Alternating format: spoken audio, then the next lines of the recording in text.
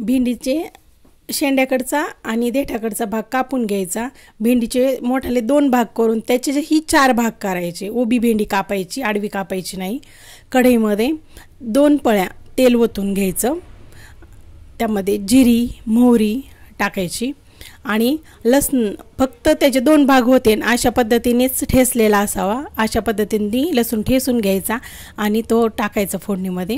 त्यानंतर कढीपत्त्याचे 2-4 पानं टाकायचे आणि त्यामध्ये मग उभी चिरलेली ती भेंडी टाकून द्यायची आणि चांगली तेलामध्ये परतून घ्यायची की जेणेकरून त्याचा चिकटपणा निघून जाईल। आणि त्यामध्ये काळा मसाला की जो की मी घरी बनवलेला आहे, काळा मसाला, लाल तिखट, गरम मसाला, मीठ आणि धना पावडर टाकून चांगलं परतून घ्यायचं आणि शेंगदाण्याचं कूट टाकायचं। शेंगदाण्याचं कूट हे अगदी थोडं मोठं कुटलेलं असावं की जेणेकरून भेंडी चिकट होणार नाही आणि ते दाताखाली आल्यावर छान लागतं। थोडा वेळ भेंडी झाकून ठेवायची वाफेवर। अशा पद्धतीने छान पैकी भेंडीची भाजी शिजलेली आहे। आता सर्व करून घ्या ताटामध्ये। भाजी लसुणी भेंडी तयार। आपली लसुणी भेंडी तयार झाली।